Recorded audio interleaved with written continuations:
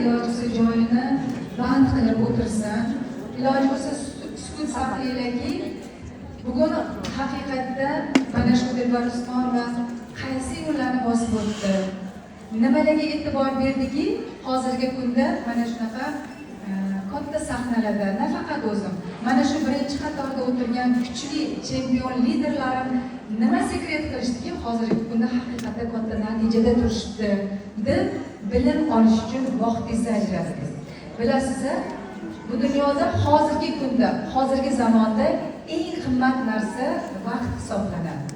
Lekin qarang, men hozir sizlarni ko'rdimda 6 yil orqaga nazar soldim.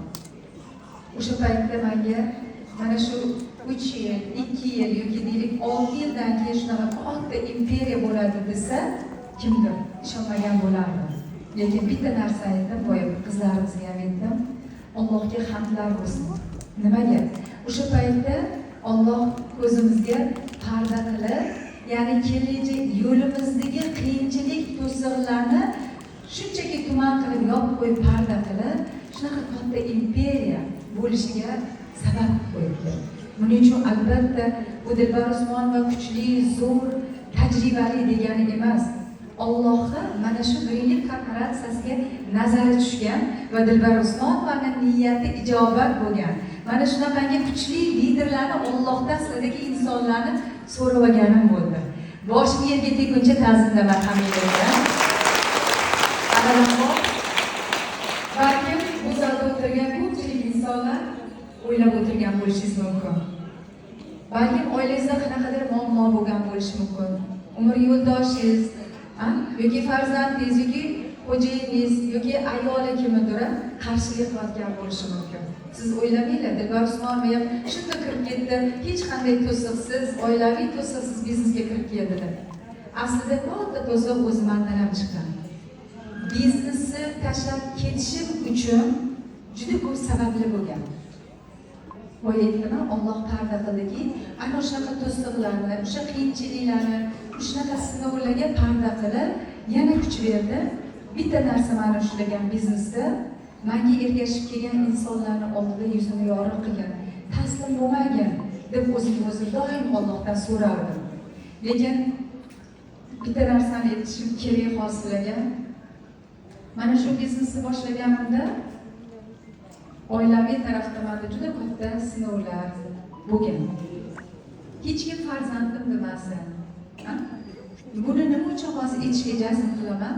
Chunki ko'pchilik hamkorlarim men juda minglab shogirdlar bilan ishlaganim uchun bu har bittasiga tanish holat. Ya'ni shunaqa shogirdlarim kelganki, nima uchun biznesda uzoqlashdingiz? Nima uchun bir haftalab, nima uchun bir oylab ko'rinmay qoldingiz? Bolam ismlab qoldi, yoki qaynonam ruxsat bermadi, yoki xo'jayinim ruxsat bermadi, yoki har xil sabablarni aytishadi. To'g'rimi? Menda bo'lmagan deb o'ylaysiz o'sha paytda. Albatta, menda ham mana shu siz hozir sinovdan o'tayotgan bo'lsangiz, men xuddi shunaqa sinovlardan o'tganman.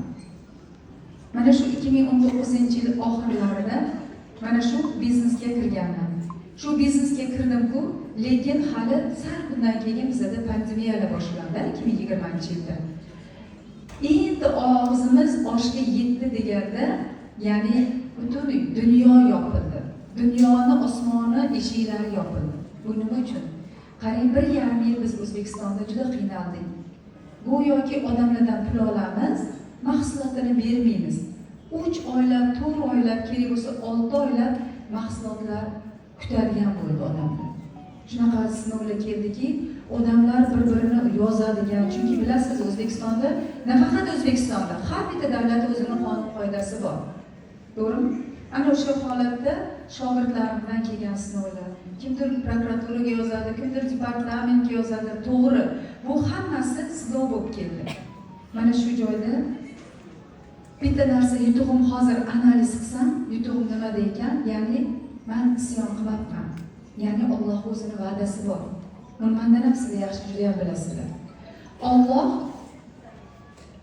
shukr qilgan insonga shukr beradi. Ya'ni shukr qiluvchi sabablarni beradi. Isyon qilgan insonga isyonni ko'paytiruvchi sabablarni beradi. Fikrga qo'shilasizmi? Qo'shilamiz, to'g'rimi? Demak, siz shu joydasizki, shukringiz bor. Men nima uchun har doim men bu duxovniy tarafidan boshlayman. Men sizga muvaffaqiyat yo'limni aytishimdan oldin mana shu birinchi va ikkinchi qatlam bor. Agar siz birinchi qatlamni to'g'rilamas ekansiz, ikkinchi qatlamga, ya'ni moliyaviy erkinlikka chiqa olmaysiz. Ko'pchilik insonlar keladi, birinchi qatlam qolib ketadi-da, ikkinchi qatlamdan ish boshlab ketadi. Hozir men sizga qatlam nimaligini tushuntirib beraman. Ana o'sha paytda 19-yilda men hozir buni ibrat uchun aytaman sizlarga. Hech kim farzandim demasdan. Menda 4 ta o'g'lim bor. Hozirgi kunda 3 ta kelinim, 7 ta nabiram bor. Lekin alhamdulillah Allohga shukrki, rahmat.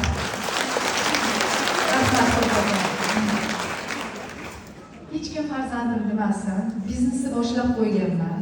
Hali O'zbekistonga korporatsiya kirib kelganicha yo'q. Lekin qarangki, Alloh dard bilan sinadi.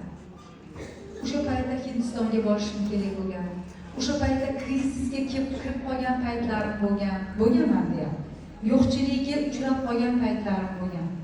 Ana shu holatda o'g'lim 3 yil 4 yil yashaydi deb o'zimizda shu onkologlar shunaqa diagnoz qo'ygan. Endi ona bu holatni eshitish qanchalik og'ir.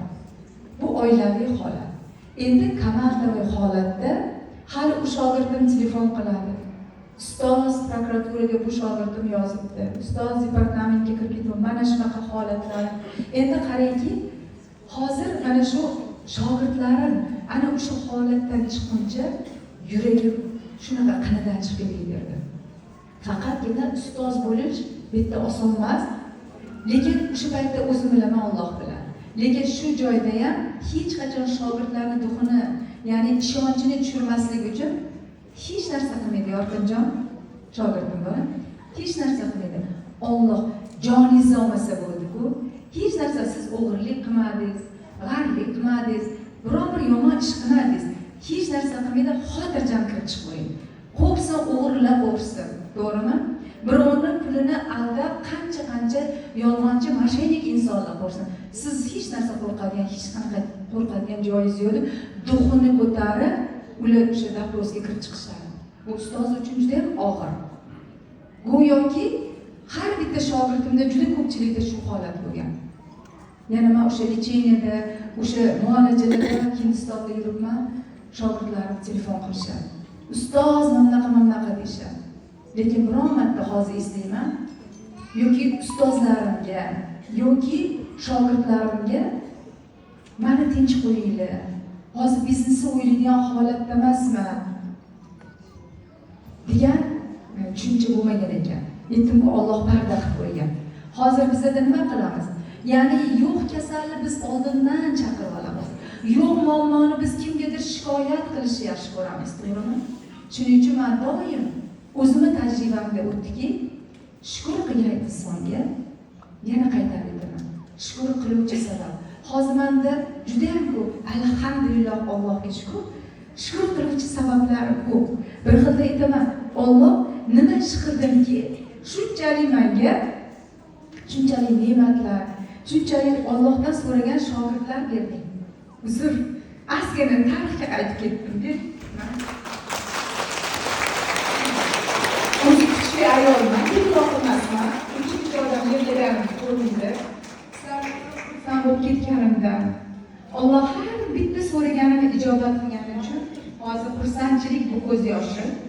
Lekin bandasi emas, Alloh buyurgan bo'lar ekan. Alhamdulillah, mana hozir 7 yil bo'ldi, o'g'lim sog'lom.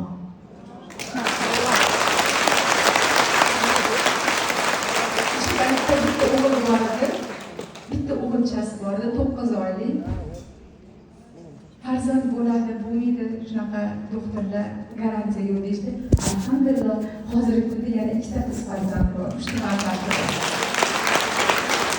Shuning uchun aytamanki, bu dunyoda Alloh buyurgani bo'lar ekan.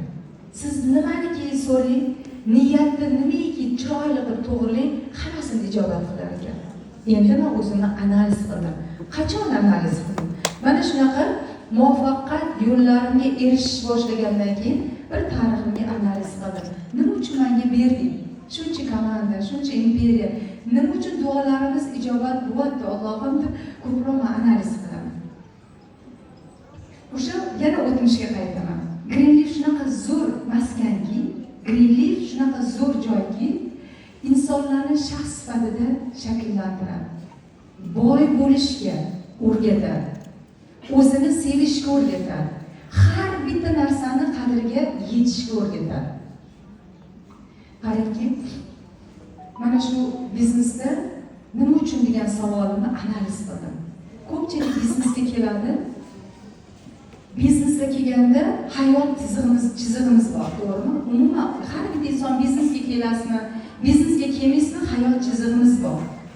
U hayot yo'lida tasavvur qiling, trassada shunaqangi bir yamalar bor. Qor yomg'irdan keyin asfaltlar o'yilib, yamalar bo'ladi. Shunaqa trassalar ham bor-ku.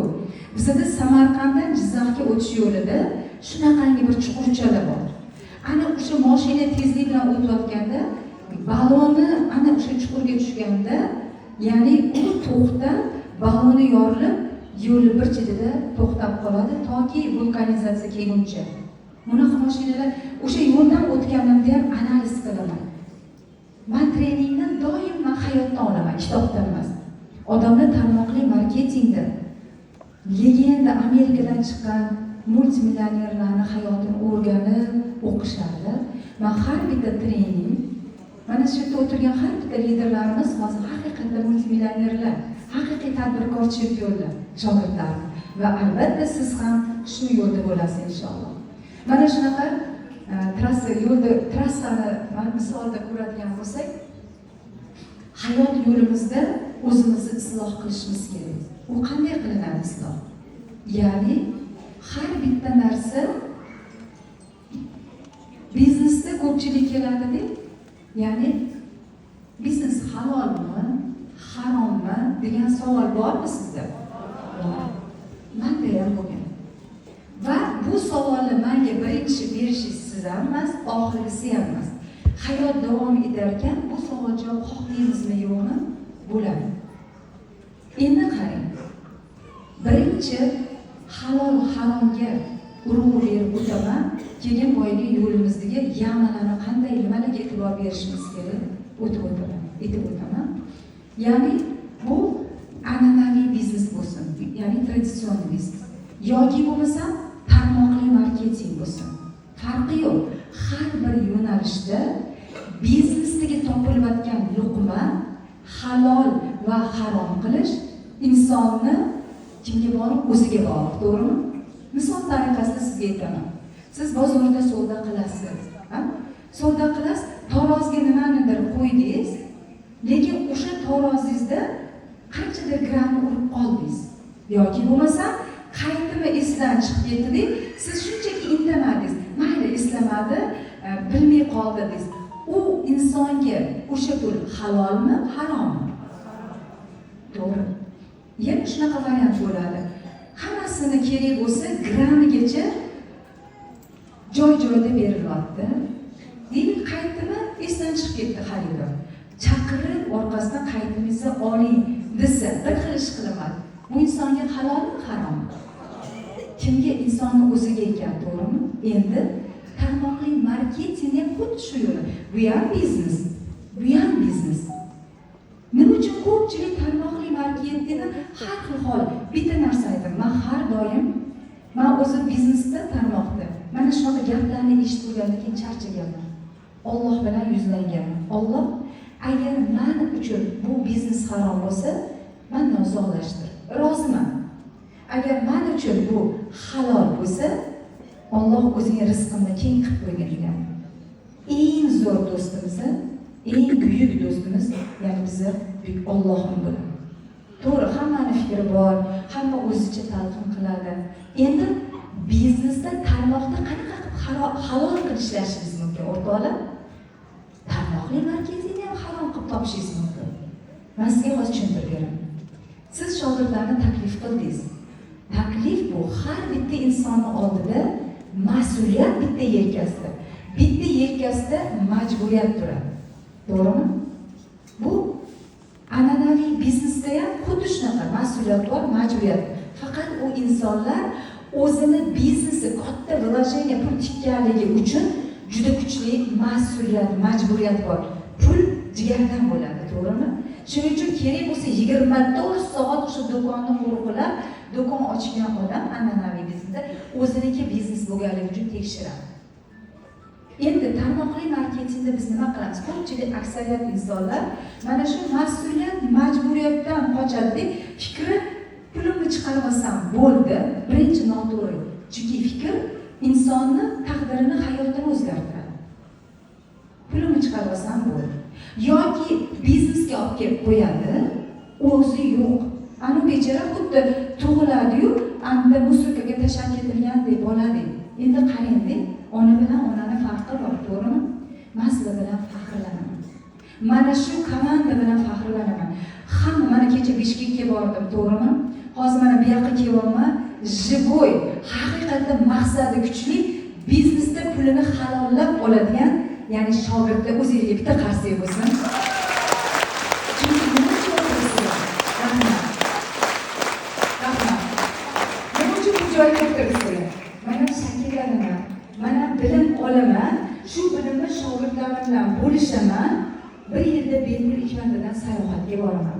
Korporatsiya beryapti, shunaqangi avtopromotionlarni olaman va moliyaviy erkinlikka chiqaman deb siz harakat qilasiz. Vaqtingizni investitsiya qilasiz, to'g'rimi? Bu yerda katta pulingizni investitsiya qilyapsiz.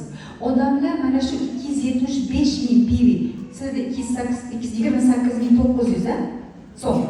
Mana shu pul bilan deylik, men koronani aytmayapman. Men sredniy o'rtachasini aytyapman. Mana shu pul bilan boshlangan biznes insonni hayotini real tarzda o'zgartirib oladi. Agar siz bu biznesda mas'uliyat, majburiyatni olib va hozirgi siz birinchi etap, ikkinchi etap bor, ana o'shani yamab ketsangiz, yo'ldagi yamichkalar. Ishoning, sizni biznesingiz eng oson, eng zo'r, har bitta duoyingiz o'tadi. Chempion lider xohlaysizmi? Kreativ lider xohlaysizmi? Hammasidan beradi. Endi qarang. Hop, biznesga kirdingiz, Greenleaf'da ish boshlaysiz. Nimaga e'tibor berasiz? Birinchi, asliyatingizga qaraysiz. Bizda aksariyat ko'p yoshlar ham bor. O'rta yoshlar, yoshi ulug' insonlar ham bor. Har xil kontingentligi bor, to'g'rimi? Birinchi yoshlarga bu tavsiya, bilmayman qanaqa tushunchani o'zimdan ham yaxshi tushunasizlar. Lekin ko'pchilikga gapiraman, bu quloqdan chiqarib, bu quloqdan chiqib qo'yadi. Lekin hayotimizda bilaman va qilaman. Bilish bilan uni amalda qilishi osmon bilan yerchalik farqi bor. To'g'rimi? Hamma bilaman, hamma eshitganman, yana o'shami bilaman. Lekin o'sha bilganini amalda qilsa nima bo'ladi? Natija bo'ladimi? Shuning uchun hech qachon bilaman bilan qilamanni bu yer bilan osmonchalik farqi bor. Siz bilaman emas, albatta bu ishni bajaraman deb qat'iy qaror qabul qilishingiz kerak. Oson ekanmi? Qilaman deyish oson. Bu uchun nimadir benzin quyilmayapti, qilaman deb gapirish uchun, qaror qabul qilish uchun bir yuk tashimayapmiz, to'g'rimi? Shunchaki o'zimizni fikrimizni o'zgartirib, bu ishni men qilaman, qaror qildingiz, to'g'rimi? Hop, qilish uchun nima qilish kerak? Endi komanda biznes bu yoqda qoladi-da. Endi biz birinchi A punktga e'tibor beramiz. A punkt nima? Bizda yoshlarimiz bor. Men ko'proq doim biznesda muvaffaqiyatli deb Usmonovani mana shu liderlarning yo'lini berishni xohlasangiz, majbursiz mana shu biz qilgan ish qilishga. Birinchi rozichilik. Rozi bor bo'lgan joyda Alloh ham rozi. Mana shunaqa bir yaqin inson aytganlarki, rizolik bu hattoki nikoh ham rozichilik bilan bo'ladi, to'g'rimi? Bekorga 3 martadan rozimisiz deb ayoldan so'ralmaydi, to'g'rimi? Ayol kishi roziman desa nikoh o'qiladi. Roziman desa o'qiladimi? Yo'q, u harom hisoblanadi, o'qilmaydi. Demak, bu yerda ham biznesda birinchi insonlarning bir-biriga bo'lgan rozichiligi bo'lishi kerak. Endi qarang, u rozichilik mayli biznes qo'yib turamiz. Rozichilik uydan boshlanadi. Kimdir qaynonasi bilan turadi, kimdir er-xotin, ota-onasi, ya'ni munosabatlarni ota-onasi, xo'jayini, qaynona, qaynotasi, jamiki farzandlari bilan munosabatni zo'r qilish kerak. Biznesda ham networking deyishadi. Bu degani shunaqangi yevropeyskiy tilda networking, ya'ni munosabat qilish, muloqotga kirish deyiladi. Endi biz oilada qanaqa biz rozichilikni muloqotga kiramiz? Mana shogirdlarim ichida yosh qizlar, kelinchaklar bo'lgan, ilgari shunaqangi nima desam, gapi og'zidan o't chaqnaydi, lekin ishlamaman deb uydan eri bilan urushib chiqadi. Qaynonasini norozi qilib chiqadiki, bitta gap gapirsa, 10tasini qo'ndirib turadi. Ko'ryapsizmi? Ana o'sha joyda qaynona ham ona hisoblanadi, to'g'rimi? O'rtoqlar, biz farzandlarimiz qanaqa bo'lsa biz qabul qilamiz. To'g'rimi? Uni qaysar bo'lsa ham, bitga chopar bo'lsa ham duo qilamiz, to'g'rimi? Duo qiladi onalar o'zini farzandini. Lekin qaynonani har kim duosini, qaynonani duosini olish har kimga emas. O'shaning uchun onangizni rozi qiling, o'zi desak demasak onani rozi qilish uchun hamma shay onasidek. Lekin eng qiyin vazifa kelinlik vazifasi. Rozichilik duoni olish. Bu har kimga emas. Men aytaman, pulingiz yo'qmi? Elbette yoshlarimiz bo'lsa aytaman-da, agar shu yamanni yopmas ekansiz, biznesdan siz katta narsa kutmaydi. Uydan chiqib ketyapsiz, ishlayapsiz go'yoki, lekin hali hech qanday pul topmayapsiz. Lekin ketayotganda, oyijon, duo qiling. Mayli, ilgari siz munosabatingiz yomon, bugundan boshlab o'zingiz uchun, farzandlaringiz uchun, oxiratimiz uchun, biznesingiz uchun, el-arizmoni uchun bitta shu nima eksperiment qiling, qilayotgan tursiz. Men shunchaki hamma uchun yetib ketaveraman. Meni muvaffaqiyat siri mana shu joyda. Men kuchli orator emasman, men kuchli bir speaker emasman, to'g'rimi? Yo bir oliy ma'lumotli bir ilmiy ish qilib dissertatsiya yo'qlagan inson emasman. Aslida oddiy bitta fortepiano o'qituvchisi bo'lganman. Ko'ryapsizlarmi? Faqatgina fikrimda kelajakda boy bo'lish, chunki menda doim shunaqa qadriyat bor edi-ku. Halicha onamiz tadbirkor, hozirgi til bilan aytganda millioner ayol bo'lgan, to'g'rimi? Nima? Ayollar boy bo'lish gunohmi? Haqqa yozib qo'yibdi. Hattoki ularga mukofot qilib, shunaqangi bizlarni payg'ambarimizni nur yo'ldosh qilib, ya'ni shu Xadicha onamizga nikohlari bo'lgan. Haqiqiy tadbirkor ayol bo'lgan. Tadbirkorlar hech qanday yozib qo'yilmagan. Pul topish gunoh ayollar ishlash. Lekin bitta narsa aytaman. Men o'zimni oilamda, tug'ilib o'sgan oilamda 5 ta qiz, 2 o'g'ilmiz. Eng kichik qizman, bir akam, bir ukam bor. Lekin bizning oilamiz ayol kishi ishlaydi. Ayol kishi uyda bolasini boqib o'tiradi. Ering topsa, ering rizq bersin, mana shunaqa bo'lgan. Men hurmat qilaman. Yaxshi ham shunaqa oilada katta bo'lganmiz. Lekin oilada eng kichik bo'lganim uchun otam rahmatli meni rost erkalagan ekanlar. Opalarimga 5 ta qizga qattiq turganlar. Hattoki shunaqa qattiq qo'l bo'lganlaridan texnikumlar bo'lardi u paytda. Maktabni bitirish bilan o'g'il bolalar o'qimaydigan texnikum, tashkilli bo'ladi, bog'chapali. O'sha joyga o'qishga kirardilar. Pasport oldi uzatib yuborardilar. Agar yosh katta bo'lsa, bu ertaga yigitlarni farqiga borib qoladi. Endi shunaqa tushuncha bo'lgan. O'sha paytda shunaqa holat bo'lgan. Hozir bir necha yil, 35 yil, 40 yil nariga holat aytmoqman. 45 yil oldingi holat aytmoqman. Mengacha to'rt opam bo'lgan. Nima uchun bu narsani aytmoqman? Demak, lola qizg'aldoq qatdan chiqadi? Toshloqdan o'sib chiqadi, to'g'rimi? Demak, biz lola qizg'aldoq ekanmiz. Bizning ham oilamizda mumkin emas, ayollar faqat pishirish kerak, bola boqish kerak, tug'ish kerak, shu holat bo'lgan. Bu yaxshi, juda ham yaxshi. Shu xizmatlarni qildikki, biz hozir ro'yobga chiqib turibmiz. Ishga kirdim, tarmoqli marketingga kirdim. Lekin eng yomoni o'zingizni yaqinlaringiz qarshilik qiladi. Endi xo'jayiningizning qarshiligi bir taroz bir pallasi bo'lsa, uni zo'rg'a ko'ndirib, silab, siypab, adajonisi deb gap eshitmay deb hamma narsa ovqatlar joyida rozichilik bilan chiqib ketishdan tashqari yana bu yoqda tosh otishlar bo'ladi. Qanaqa qilib ishlayapsan? akam, ukam, qanaqa qilib ishlayapsan? Nima uchun senga ishlashga ruxsat berib qo'ydilar? Qocham deb mana shu nimalar. Bu ham bilasizmi, bu ayol kishi uchun og'ir bu narsani. Go'yoki er ishlab qo'yarkan yoki boqolmayotgan ekan, mani o'zimni fitratimda yoshligimdan shunaqangi g'ayratim bor. Hattoki men shu kelin bo'lib turganimda xo'jayinim umuman pishirtirmasdi, bolalarga qaradim.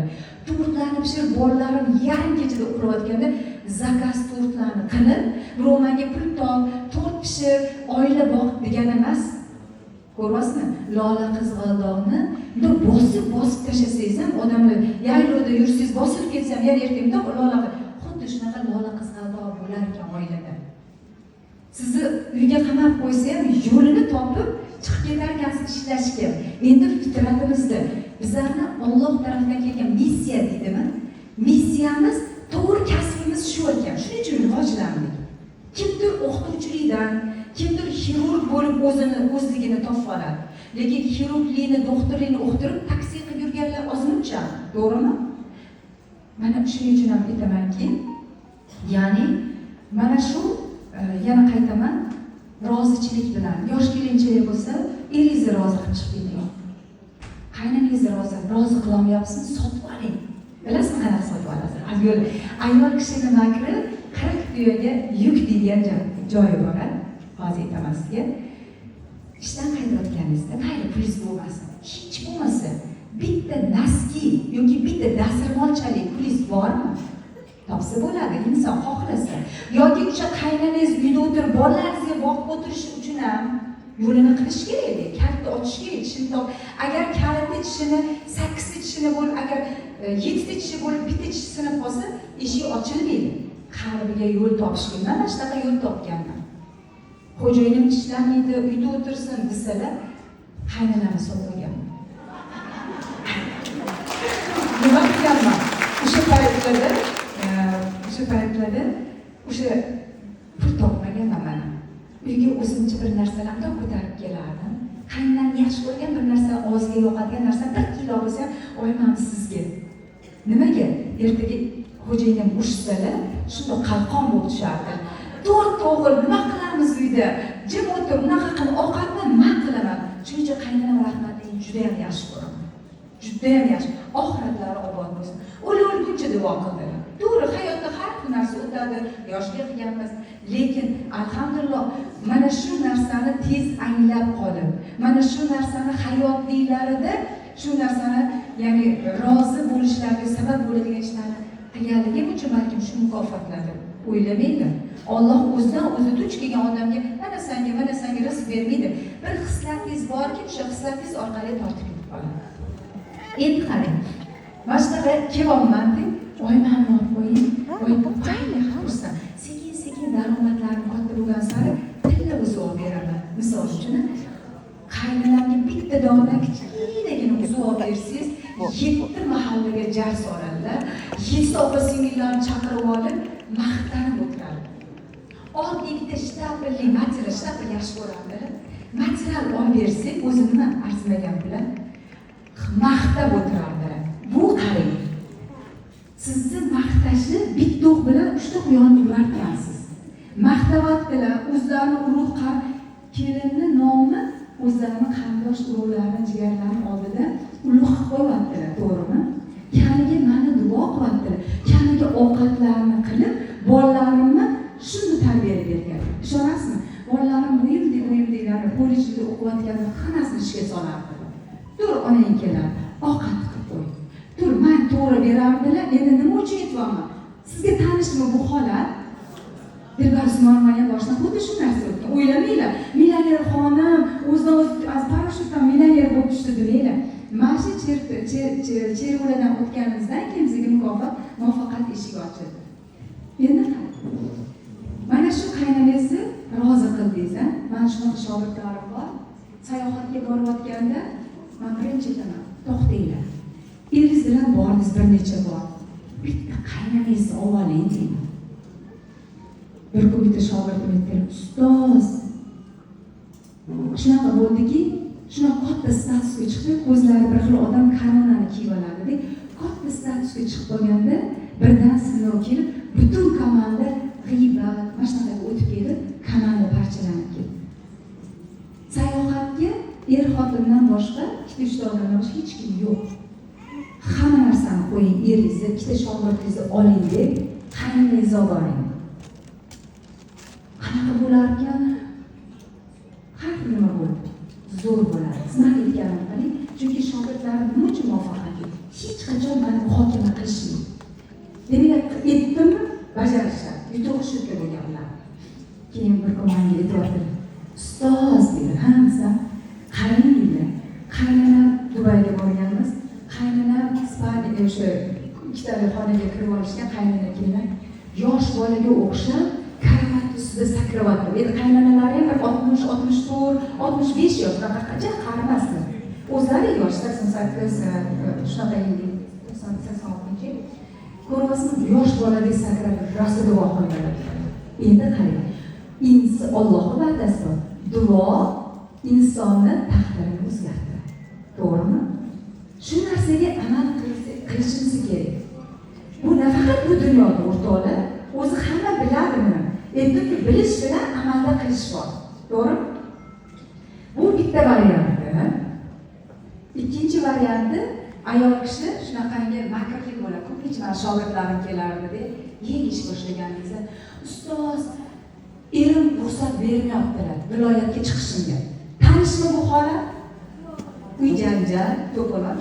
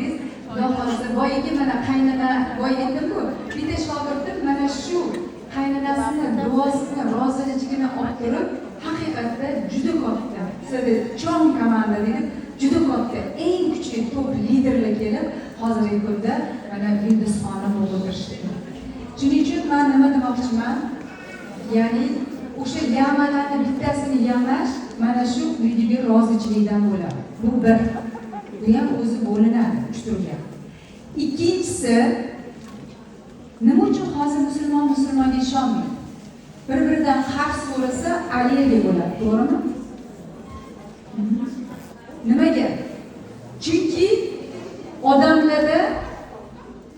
odamlarda ishonch yo'qolganda bir-biriga. Shunaqa hayotingiz uchraganmi? Kimgadir qarz berasiz, qarzingizni ololmaysiz, to'g'rimi? Lekin shogirdlarga dars jarayonida ishi o'xshamayotgan bo'lsa, men shu narsalarni aytib o'taman. Siz qarz oldingizmi? Deylik kimnidir 500 so'm, kimnidir 1000 so'm deylik, endi pulda qarzingiz bor. Lekin u odam boyroq, lekin sizda hali hech narsa yo'q. Siz o'y xayol etadi. Bu hali o'sha pulga qarab qolgan joyi yo'q. puli bor bu, topganimda berarman deydi odamlar shunaqa. Qochib yuradi yoki telefonni ko'tarmaydi. Mana shu ham insonni rizqini kesadi. Muvaffaqiyat yo'lini to'sadi. Shuning uchun men treninglarda birinchi bo'lib kimdan qancha qarz bo'lsa, mayli o'sha minsiz yo'qmi? Hech bo'lmasa 100 so'mni klik qilib oling. Ya'ni klik degani Kasbiyda kartadan o'tkazib oling-da, niyat berish bo'lsin.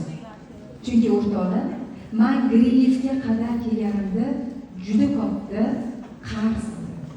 O'ylashingiz mumkin, nima uchun deb Usmonova qarz. Lekin to'g'ri, birinchi tarmoqli marketingda ishlaganimda status yopish kerak deb majburlandim. Rosa qarz olib bilan tarmoqli marketing puli bilan status yopib bo'lmaydi. Живой komanda bo'lish kerak. Ana shu joyda $70,000 qarzga kirdim. $70,000 odam bir umr ishlab bu qarz to'lash. Qani Allohga oson ekanmi? Qarzlar ham yopildi. O'rnlari to'lib ketdi. Qancha, ya'ni yutuqlarda turamiz hozirgi kunda. Odamlar 20 yil, 30 yil, 40 yil ishlab bittada o'ladi. Misol uchun. Lekin 5-6 yil qarzingizni yopib, Alloh baraka rizq beraman desachi, bandasi qo'lini yopib olsa ham yog'dirib urar ekan. Men sizga o'sha yog'adigan joyini ko'rsataman. Siz shunaqangi katta cho'mich bilan yoki katta doshqozon bilan chiqing. Kimdir boradi-da, bitta chayni qoshiqda oladi. Chayni qoshiqni tutadi. Tasavvur qiling. Kimdir keladi, katta tog'orani olib kelib o'sha yomg'ir tushayotgan, baraka tushayotgan joyga qo'yadi. Bu insonni o'ziga qarang. Endi qarang. Qarz. Siz o'tirgan joyingizda kimdan hech birdir qarzi bo'lsa, sirasi o'sha arzimagan pul bo'lsa, o'shandan boshlaydi. Nimaga? Niyat qarz berishmi, qarzni qaytarishmi? Alloh sizga yo'q joydan sizni rizqlantiradi, qarzdan qutulish uchun. Nima uchun ko'plar qarzini to'la olmaydi? Oladi deydi. Beraman deb topganimda. To'g'rimi? Niyatdan ana shunaqa bo'lib ketaveradi. Orosat bo'ladi. Bu ikkinchi, ya'ni o'sha muvaffaqiyatga chiqishingiz uchun ikkinchi vazifa. Xohlang, qarzingiz yo'qdir, men umumiy aytaman. Qarz bor insonlar shoshilinglar. Chunki qarzdor bu dunyoga kelgan insonga jariza o'tirmaydi. Shuning uchun qarz masalasida e'tiborli bo'linglar. Qarang, Greenleaf tarmoq shunaqaki, mehrli bo'lishga, rozichilik bo'lishga, qarzdan qo'rqishga o'rgatyaptimi? Endi uchinchisi aqlamor biqlarni, uchinchisi bu fikr. Iltimos, sekinroq gaplashamiz. Fikr bu nima? Hozir mashta turibman-da, bitta esnov bersam, hamma eslaydi, yuqadi, to'g'rimi? Oldida bitta odam esnab o'tirsa, yoki siz yo'lda ketyapsiz, bitta odam qo'lab ketsa, yonidagi o'sha esnosi uyqusi yuqadi, to'g'rimi? Muvaffaqiyatdan yuqadi. Muvaffaqiyatsizlik ham yuqadi. Endi men sizni bitta nima bilan tasavvur qiling. Zamzam suvi biz uchun, hujayralarimiz uchun, jismimiz uchun qoni shifo. To'g'rimi? Qoni shifo. Bir stakan hammangizga qo'lingizga zamzam suvi berdik. Lekin keldi kimdir? Bitta pipetkada zahar tomizdi. U suvni ichsangiz zamzam bo'lsa-da, sizni yo u zaharlab o'ldiradi, ichida zahar bor deb. Hattoki zamzamni yoki bo'lmasa otravleniya bo'lib kechirasi yarimchala o'lib yotiladi. Xuddi shunaqa holat.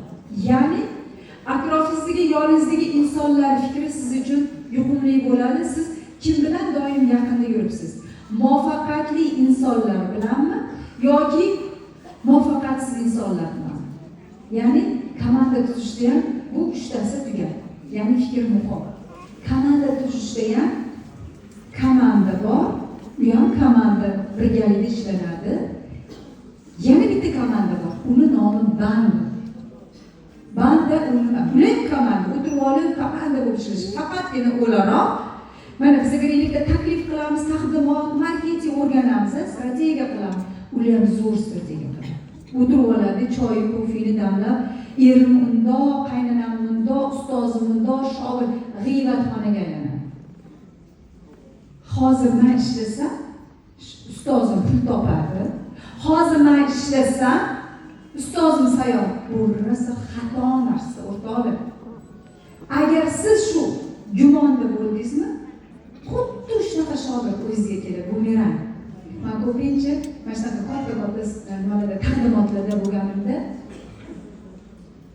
odamlar to'xtatadi, gumonga e'tiborman. Ustoz, yoki Dilbar opa, yoki Dilbar Usmonova deyishadi. To'xtatishadi shunday yo'llarda. Bu biznesni o'ylayapman, qilaymikin, qilmaymikin deydi. Qarang, o'ylayapman, qilaymikin, gumondaman. Nimaga? Halolmikin, harom. Siz nima deb o'ylaysiz? Nima deb o'ylaysiz? Gumonim bo'lsa, gumoningiz bo'lsa, biznesni qilmang. Bu biznes siz uchun emas deydi. Chunki nimaga? Yana qaytaryapman.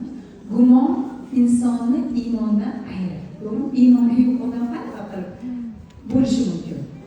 Shuning uchun men bu komandamga kelishi, kelmasdan hech qachon qo'rqmayman. Men borini gapiraman. Qalbingizga quloq tuting. Qalbingiz qildiryaptimi, qiling. Agar ikkilamchi bo'lsangiz, bu yerda hech qachon siz muvaffaqiyatga chiqolmaysiz. Shuning uchun men lutchi unaqa insonlar qilmaydi bu biznesni. Chunki uni mas'uliyati bor, majburiyati bor shogirdlarning oldida. Har doim ishga borib, shogirdlarning holidan xabar olish kerak. Bilimni o'rgatish kerak. Afsuski ko'pchilik bizda insonlar nima qiladi? Shu qaytaga bilim o'rgatib, mana shunaqa narsalar qilishdan ko'ra, kimnidir uyga borib, qora ishchi bo'lib, sipirib yoki kechirasiz yoki Rossiyaga yoki Turkiyaga borib, kampir boqishi nima bo'ladi? Bu nimani asorati bilasizmi? Kechirasiz, bizda intellekt bir xilda pasayib ketadi. Bu hali yana bu temaga o'taman. Bu yod yetishmasi insonning intellekti tushib ketib qolar ekan. Biz bolalarni nima qilamiz? O'qim yopsan, ikkichisan, davlat bolada ayb yo'q. Keyin bu narsani tushunib yetdik. Aslida u bolaga yod yetishmasligi uchun gastrobayderlar ko'payib ketdi. O'qimaydi. O'qishsa yetsa miyasiga dars kirmaydi. Lutch ayolda qora ishga borib xizmat qiladi. Strokada ishlaydi yoki kampir bo'ladi. To'g'ri. Mehnatni og'ir yengil yo'q. Har bir inson o'zini qarori. Shunchaki yetib o'tadi. Demak, qarang. Ya'ni mana bu biznes shunaqaki, endi qarang, mana yamichkalarni tushundinglar, qisqa qilib tushuntirib o'tdim. Ya'ni biz hayotimizda nimaki bo'lsa, o'sha holatda qo'ni-qo'shningizdanmi, ilgari urushgansiz, janjallashgansiz, so'rashmayapsiz, so'rashib o'tib keting. Endi qarang, endi biznesga o'tamiz. Bo'ldi, bu temani yopamiz. Endi biznesga o'tamiz, to'g'rimi? Biznes shunaqa narsaki, 70 ga 30 formulada ishlaydi. Undan ortiq ishlaydi. Bu ham ilohiyat. Ilohiyat. Qarang. Sizning qo'lingizdan nima ish keladi? Siz aynan grafda 100% natija olishingiz uchun nima ish qilishingiz kerak? 70 ga 30 formuladan foydalanasiz. Qo'lingizdan nima ish keladi? Taqdimot o'tish keladimi? Ikkita insonni o'tkazib olib, mana shu biznes haqida yoki mahsulotlarni do'konga olib borib, tushuncha haqida gapirish qo'lingizdan keladimi? Sizga u chiroyli bir narsa gapira olganishingiz gapiring. Alloh bizga zabon berdi-ku. Bu bizning instrumentimiz. Alloh tarafidan berilgan bizga beminnat instrument hisoblanadi. Hozir shunaqa davrdamizda instrumentdan beminnat Alloh tarafidan berilgan instrumentdan foydalanish kerak. Og'zimizga benzin quyamizmi? Yo'q. To'g'rimi? Gapirganimizga shukr qilib, mana shu 30% qo'limizdan taklif qiling, mahsulotni gapiring, qo'shningiz shu kimikal ishlatmoqda, mana shu narsani bering, boricha gapiring. Amerika ixtiro qilmang. Biznes juda ham oddiy. Murakkab o'zimiz qilamiz. Endi qarang. 30% qo'lingizdan kelgan ish qildingizmi? Endi qarang. 70 cross komandalarga yordam bering, taqdimotlar o'tinglar. 70% Alloh sizga beradi. Bitta bir qadam tashlasangiz, sizga 10 qadam keladi. Biznes ham xuddi shunaqa. Beminnat harakat qiling, qo'lingizdan kelganini inson 100% mukammal bo'lolmaydi. Manaman degan olim emas, manaman degan dissertatsiya o'qigan mukammal bo'lolmaydi. Faqat mukammallik Allohga. 70% bizga to'ldiradi, o'zini barakatini Alloh va bizga 100% natija beradi.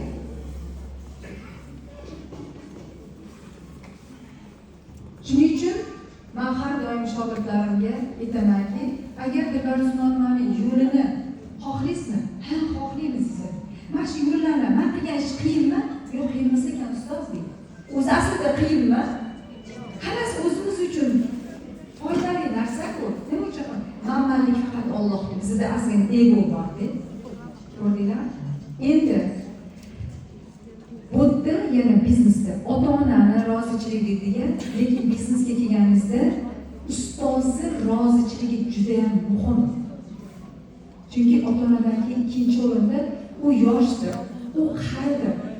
Farqi yo'q. Ustozingiz sizga bir kun oldin kelib, uni duosi sizga o'tadi. Agar siz ustozingizga tikka qarab yoki ertaga siz statusingiz ko'tarilib ketib, mensimay qoladigan bo'lsangiz, chirs etib yuragida nimadir uziladi. Ustozni qarg'amaydi, uziladimi? Ana shu joyda zanjir rishtasi uziladi. Shu joyda siz 24 ga 7 ishlasangiz ham biznesingiz o'xshamaydi. Orqaga ketib qoladi. Shuning uchun ustoz shogird munosabatini men juda ham qattiq e'tibor beraman. O'zbekistonda umuman qayerga borsam birinchi ustoz shogird munosabatini to'g'rilamagan shogird ko'tarilganida qanaqa ko'tarilgan shunday tezlik, yashin tezligida tushib ketib qoladi. Allohga shukr, mana shu biznesga kelganimda men doim ustozimdan minnatdorman.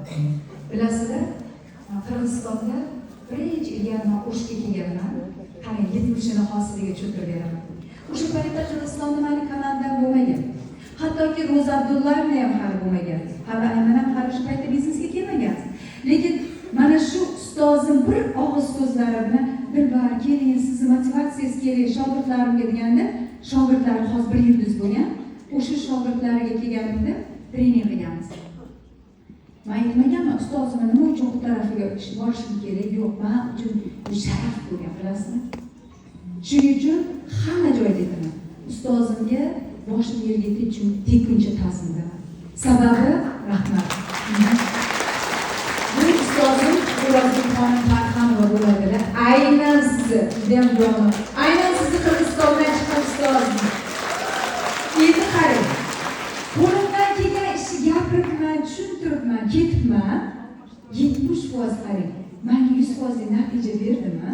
Ko'ryapsizmi? Mana Alloh menga mana shunaqa chempionlarni, shunaqangi kuchli lider, tog'ni taqon qiladigan liderlarni. Mana Chechki, Nurxonim, Zahriddinova, Ayman xonim, qaysi biringlarni, Ro'za Abdullayevni, mana yaqinda bir yulduz bo'ldilar, starshi direktor. Sizlar bilan faxrlanaman. Qancha sizlarga ta'zim qilsam oz sizlar. Chunki inson bir o'zi hech narsaga erisha olmaydi. Inson faqat komandadir. Biz man emas, biz deyishimiz kerak. Chunki ko'pincha tayyor turinglar sizlar ham, ba'zisi ham ertami kechmi, bular ham noldan kelgan. Sizlar ham ertaga natijaga chiqasizlar, menejer bo'lasizlar, starshi menejer, daromadingiz ko'tarilib borish boshlaydi. Ayni o'shanda inson eski taqani unutib qo'yamiz. Qaysi holatda kelganmiz, to'g'rimi? Ishoninglar, meni deylik har bitta shogirdim, hattoki Aynon xonimlar deylik, bularni o'zim mana yosh nima bo'lgan taklif bularni yaxshi bilaman, -0 bilan kelishgan, bir xil 0 bilan keladi. Lekin aksariyat O'zbekistondagi barcha shogirdlar hozir moliyaviy erkinlikda tadbirkorlik faoliyatini yurtirib, -0dan hozir shunaqangi ehson qiluvchi, zakot beruvchi, seriya rahim qiluvchi, ya'ni shunaqangi bir shukrni ado eta olmaydigan shogirdlarimiz ko'paygan.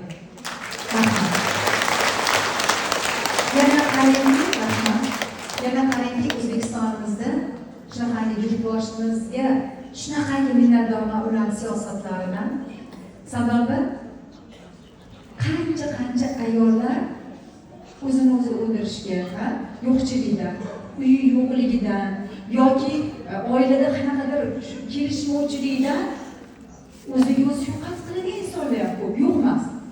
aynan hozir Greenleaf sabab mana shunaqa insonlar hayoti o'zgarib, ular hozir tadbirkorlik bilan faoliyat yuritib, yaqinlariga siyla rahim qilib, yana kamiga davlatga o'zini topgan daromadidan soliq to'labdi. Bizning prezidentimiz shunaqa chiroyli gaplari bor. Agar bitta tadbirkor inson ikkita o'zidan keyin tadbirkor ish bilan band qilsa, boshini ko'taraman degan. Aynan Greenleaf shunga to'g'ri kelyapti.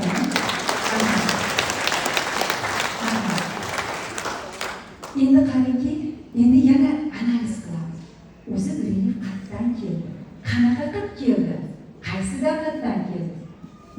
Farqi yo'q ekan. Alloh kimgadir sababchi qilar ekan. Men O'zbekiston, siz Qozog'iston, Qirg'iziston va hokazo davlatlar ochilib ketdi. Rossiya, Afrika. Mana shu dunyoning yer yuzida qancha davlat bo'lsa, sekin-sekin aynan shu O'rozgul Barxanova, Dilbar Usmonova strukturasidan boshlab har bir davlatga kirib bordi. Qarang, dinidan e'tiborli bo'ling. Irqidan, naslidan qat'iy nazar bizni xizmatimizga ana o'sha Xitoydan o'sha prezidentni ishlab chiqarib biz uchun qilib qo'ydi. Tasavvur qilasizmi? Bizni boy bo'lishimiz uchun koordinatorni har bitta davlatga oyog'imiz tega qo'yib bizni xizmatimizni qilib, har bitta mamlakat, millatni xonadoniga toza mahsulotni olib kirishga o'sha insonlar sabab qilib qo'ydi. Men boshimni qotirib, Xitoydan tovar olib kelib, rastam o'shib boshimni qotirmayapman. Ko'ryapsizmi? Bizlarni qancha qilishimiz kerak bo'lgan ishni orqamizda turgan korporatsiya hamma og'irlikni, zimmasini hamma yoqni o'ziga olib, ya'ni bizlarni ishimizni faqat reklama uslugasi uchun yana bizga daromad to'lab. Ko'pchilik aytadi, uyaladi. Voy, tarmoqli marketingni hamma o'rtoqlar faxrlanadi. Tarmoqli marketing nima, odamlar o'sha uyga olib kirib, ximikat ishlatib, teri orqali har bitta taksiga kirsa, u yaxshimi? Allergiya bo'lsa, u yaxshimi? U halolmi? Aytishadi-ku, halolmi, harommi? Nima uchun? Yana aytaman, qaylarga? O'zimizga yaxshi ko'rgan narsani yaqinlarga tavsiya qilish o'z ishimiz shu, to'g'rimi? Shuning uchun azizlarim, bitta qiyin joyi yo'q. Hozir gapirgan gaplarim hammasi oddiy gaplar, to'g'rimi? Bilasiz. Hammasi balki shu sanodan o'tayotgan bo'lsa-da. Yana qaytarib aytaman, ustozingizni uyingizni boyitib, ota-onani, qayna-qaynadan duosini, yosh bo'lsa ham ustozinglar duosini oling. Agar mana shu joyda o'tirgan bo'lsanglar, shunaqangi to'lqinlarlilarki, sizni taklif qilgan bu biznesga yoki taklif qilmagan bo'lsa ham sabab bo'lgan insonlarni bitta ozgina qo'lidan mana shunday ushlanglar deb issiqlik taqdim bering. Rahmat. Shu biznesga taklif qilganingiz uchun, mana shu hayotni o'zgartirganingiz uchun bir-biringizga shukrona aytinglar, bir-biringizga qarang. Rahmat sizlarga, shogirdlarim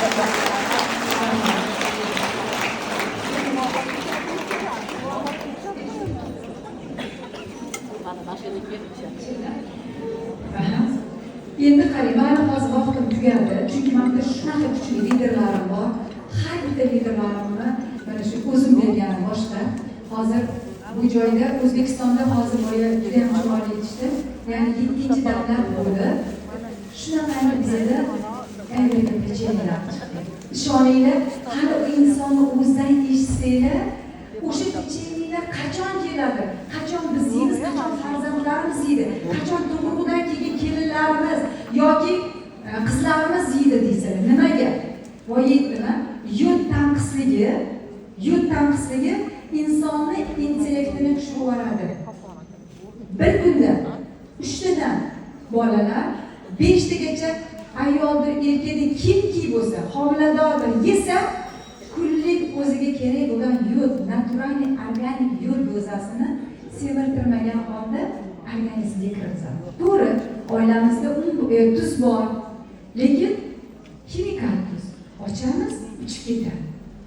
Endi qarang, ertaga Greenleaf orqali oilangizda ziravorlar, tuzlar hammasi, ya'ni siz pechenye yeyolmagansiz bugun, lekin keliningiz uyda farzandlaringiz tuzini sepib, yoki zirasini sepib, ingrediyentlar bor, o'shalarni sepib ovqat qilsa, uyingizga har kuni ovqat deganda kirib turibdimi? Bu nafaqat bitta o'zingizga, oila masalalari. Shuning uchun bizning yurtboshimiz, prezidentimiz mana shunaqangi farzandlarimiz sog'lom bo'lsin deb, aynan o'zlari bu narsani butun Germaniya komandir-sho'sligacha bu tekshiruvlardan o'tib, adobrit qilingandan keyin butun hozir O'zbekistonga bu narsa ya'ni berilyapti. Aynan greening sababli shu narsa har bizga ta'sir qiladi. Hali shu insonni bizga shunaqa olima ayoli, shu olima ayoli biz uchun xizmatga keltirib qo'ydi Alloh. Nimaga? Bu inson o'lib qolsa 8 yillab, 18 yillab karralab ilmiy ish qilib, reaksiya qilib, uni bunga yurtni qidirib menga emas, men uchun Shukronaxonim Saidovani, aynan Dilbar Usmonovani sabab bo'lib, men uchun shu olima ayolni greening ixtiro qilish uchun shu insonni bizga ro'para qo'ydi. Rahmat. Ko'ryapsizmi? Har siz xohlasangiz, olamga kulib boqsiz, olam ham sizga kulib boqadi. Sizga shunaqa sizni xizmatingizda bo'ladigan, siz uchun harakat qiladigan insonlar. Shuning uchun mana degan prezidentlarni bizani xizmatimizga, mana degan koordinatorlarni xizmatimizga qo'yib qo'yibdimi? Nima qilishimiz kerak? Faqat ishlashimiz kerak, harakat qilishimiz kerak. Biznes oson ekanmi? Qirg'iziston sizlar bilan faxrlanaman. Nima uchun? Nima uchun? Sizlar butun kelamiz O'zbekistonni, Rossiyani, kelamiz Qozog'istonni ham afg'on qilib ketdinglar. Bitta qarsak bo'lsa